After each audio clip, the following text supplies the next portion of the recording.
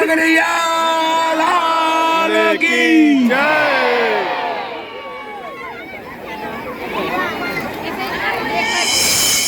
है जग के रखवाले कृष्ण दुलारे, तू कहलाता द्वारिका नाथ। गुण तेरे गाए भक्त सारे, कान्हा हर पल है तेरा साथ। कृष्णं वन्दे जगद्गुरुं, जय द्वारिकाधीश, जय द्वारिकाधीश, जय द्वारिकाधीश, जय जय द्वारिकाधीश, जय द्वारिकाधीश, जय द्वारिकाधीश, जय द्वारिकाधीश, जय जय द्वारिकाधीश। वसुदेव सुतं देवं कंसचाणूरमर्दनं, देवकी परमानन्दं कृष्णं वन्दे जगद्गुरुं, कृष्णं वन्दे जगद्गुरुं, कृष्णं वन्दे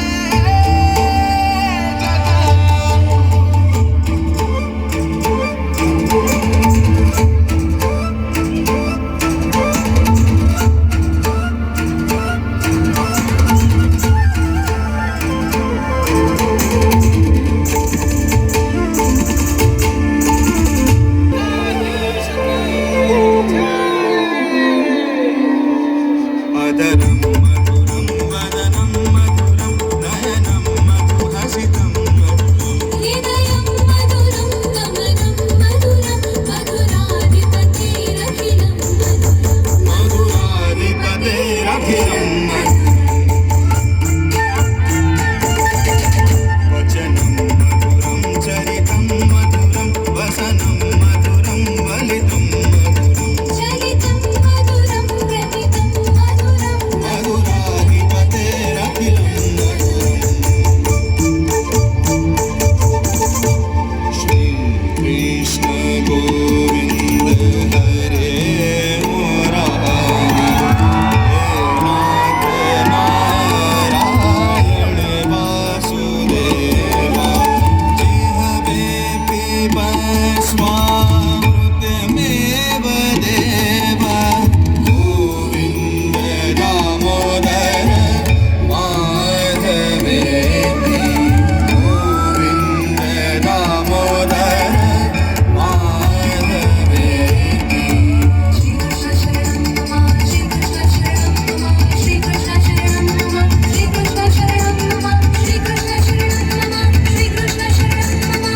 कदम्ब केरी डाली बोले श्री कृष्ण शरणं मम, यमुना गिरि पार बोले श्री कृष्ण शरणं मम, गज 84 कोस बोले श्री कृष्ण शरणं मम, कुंड कुंड की सीढ़ी बोले श्री कृष्ण शरणं मम, कमल कमल पर मधुकर बोले श्री कृष्ण शरणं मम, डाल डाल पर पंखी बोले श्री कृष्ण शरणं मम, कुंज कुंज वन उपवन बोले श्री कृष्ण शरणं मम, रजभूमि के रजगढ़ बोले श्री कृष्ण शरणं मम, श्री कृष्ण शरणं मम, श्री कृष्ण शरणं मम, श्री कृष्ण शरणं मम, श्री कृष्ण शरणं मम, श्री कृष्ण शरणं मम, श्री कृष्ण शरणं मम, श्री कृष्ण शरणं मम, श्री कृष्ण शरणं मम।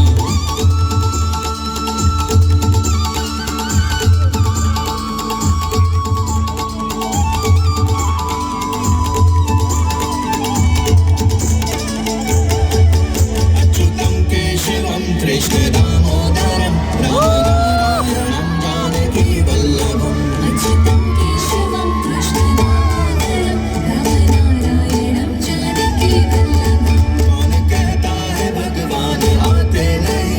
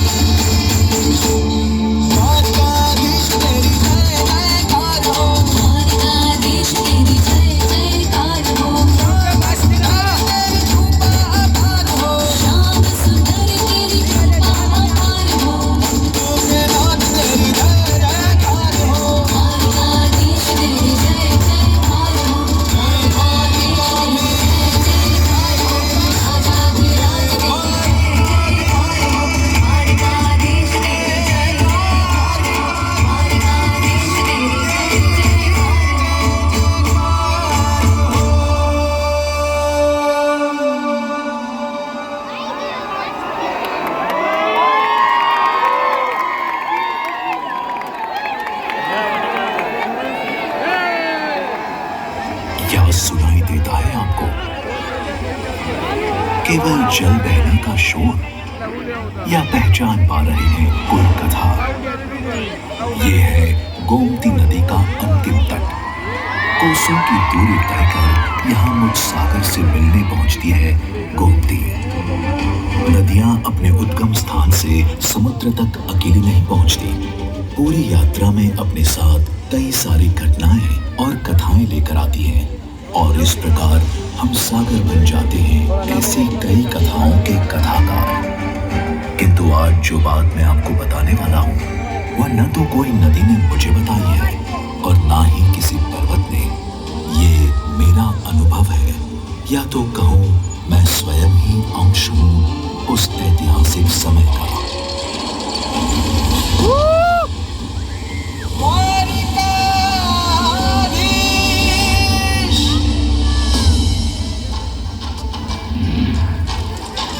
आज से कई वर्ष पूर्व कंसवध के पश्चात जरासंध ने मथुरा पर कई आक्रमण किए। शांतिपूर्वक जीवन की आशा लिए सारे यादव और यादव राजन पश्चिम तट पर मेरे समीप आए एक नगर निर्माण करने हेतु। उन्हें ऐसी भूमि की आवश्यकता थी जहां पर वह अपने शत्रु से सुरक्षित रहकर सुख शांति से अपनी प्रजा के साथ रह सके। मैंने अपने भीतर से 12 योजन भूमि उन्हें भेंट दी। महान स्थपति भगवान विश्वकर्मा ने स्वयं उस द्वीप पर भवन, प्रासाद आदि का निर्माण कार्य संपन्न किया और स्वर्ग के द्वार समान एक नगर की रचना हुई। नामकरण हुआ द्वारिका, जहां मुरलीधर, गिरधर या गोपाल नहीं, किंतु साक्षात राजाधिराज द्वारकाधीश श्री कृष्ण विराजते हैं। रासलीला और मक्खन चोरी करने वाले कन्हैया यहाँ एक पति, पिता और विश्व के स्वामी के रूप में दर्शन देते हैं। मेरा परम सौभाग्य रहा है जो कई वर्षों तक मैं श्री कृष्ण के दर्शन प्राप्त कर पाया हूँ, उनकी कई सारी लीलाओं का साक्षी बन सका हूँ।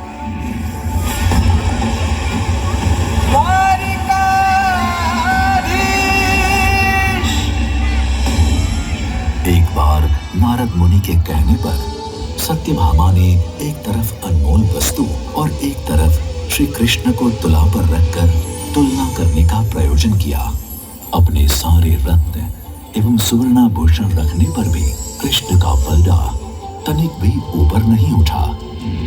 अस्वस्थ स्थिति में सत्यभामा को देख महारानी रुक्मिणी आगे आई और सारे रत्न, सुवर्ण एवं अन्य मूल्यवान वस्तुएं दूर कर केवल एक तुलसी पत्र वहां रखा।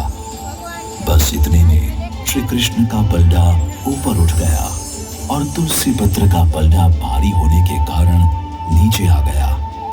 यही तो लीला है प्रभुवर की, जो मूल्य के सामने नहीं पर भाव के सामने नम्रता पूर्वक झुक जाते हैं। केवल प्रेम और प्रीति ही नहीं, राजनीतिक और कूटनीतिक संवाद का भी मैं साक्षी रहा हूं।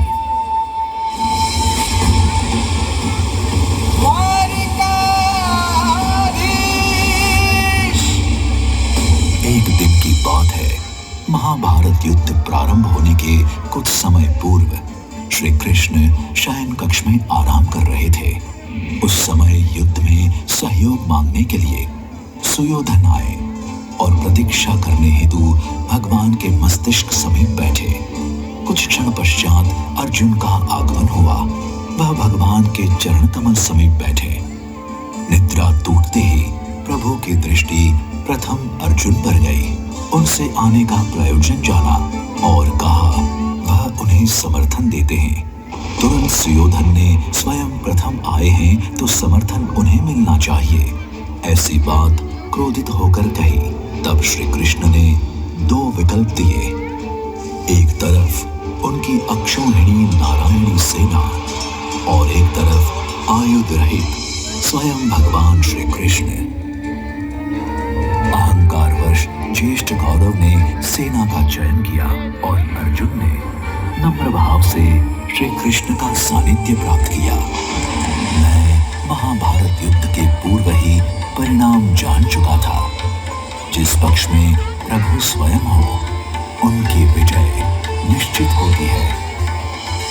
आज 5 सहस्त्राणी से अधिक वर्षों के पश्चात भी प्रतिदिन कई लोग द्वारिका नगरी में आते हैं राजाधिराज श्री कृष्ण के दर्शन प्राप्त करने, उनकी सहायता लेने। हाँ, हर कोई सहाय सरलता से मांग नहीं पाते, जैसे उस समय एक याचक नहीं मांग पाया था। पहले तो द्वारपाल ने असहाय गरीब को द्वार पर रोक दिया था। वह गरीब राजाधिराज के साक्षात्कार के लिए आया था, पर उसकी गरीबी के कारण प्रवेश से वंचित रह गया। उसने बताया कि वह महाराज श्री कृष्ण का सखा है, पर इस बात से प्रवेश तो न मिल पाया। ऊपर से वो हंसी का पात्र बन गया। हंसी के ठहाके और गरीब की विनती की ध्वनि भीतर बैठे श्री कृष्ण के कर्णपटल तक पहुंचे। कोष्ठ पर आकर उन्होंने नीचे देखा और तत्क्षण प्रासाद में रहने वाले महाराज श्री कृष्ण अपने दीनहीन कुटिया के निवासी परम मित्र सुदामा से भेंट करने दौड़ पड़े।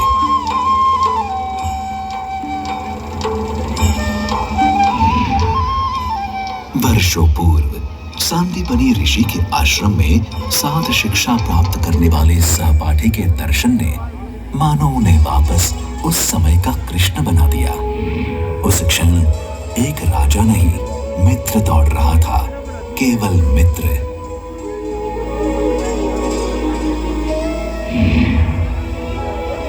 प्रेम भाव से श्री कृष्ण ने सुदामा को आलिंगन में लिया और सबको आश्चर्य हुआ जब सुदामा को आसन पर बिठाकर प्रभु स्वयं नीचे बैठ सुदामा के चरण धोने लगे।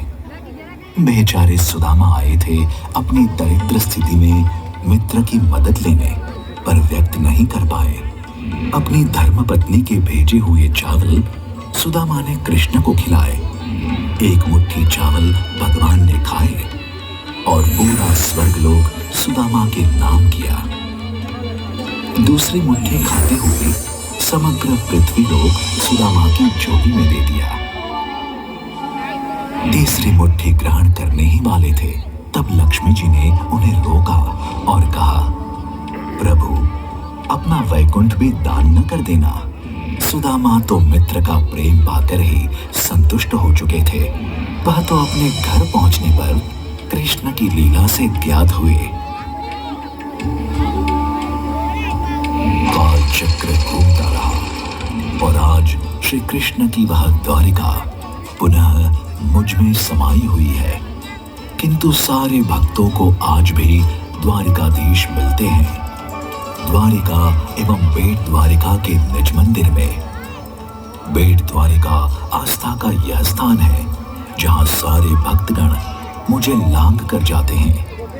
नाव में बैठकर मुझे पार करना हर आयु वर्ग के व्यक्ति के लिए सरल नहीं है। दूर दूर से दर्शन करने आए हुए लोग कई बार विषम वातावरण के चलते बेट द्वारिका तक नहीं पहुंच पाते। दुख होता है मुझे जब भगवान और भक्त के बीच मैं एक बाधा बन जाता हूं। किंतु कई वर्ष के पश्चात सुदामा कृष्ण के मिलन के समय पाया था, ठीक वैसा ही निर्विषय प्रीति का रस आज मैं पुनः देख सकता हूँ द्वारिका एवं बेट द्वारिका के ऐतिहासिक सुदर्शन ब्रिज द्वारा।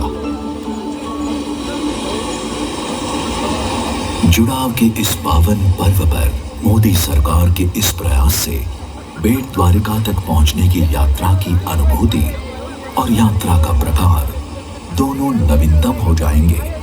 आबाल वृद्ध सब सरलता से बेट द्वारिका देव दर्शन के लिए जा पाएंगे। सुदर्शन ब्रिज से समय की बचत होगी और मनोहर दृश्य का आनंद मिलेगा। सो अलग 2320 मीटर लंबा यह सुदर्शन ब्रिज मोदी सरकार का दृढ़ निश्चय दर्शाता है भारत की संस्कृति और गौरव की रक्षा के लिए। भारत देश की यशस्वी प्रधानमंत्री जी की यह भेंट युगों युगों तक समग्र देशवासी याद रखेंगे। द्वारिकाधीश के दर्शन से धन्य हुए सारे भक्त याद रखेंगे। जय द्वारिकापुरी, जय द्वारिकाधीश, जय श्री कृष्ण।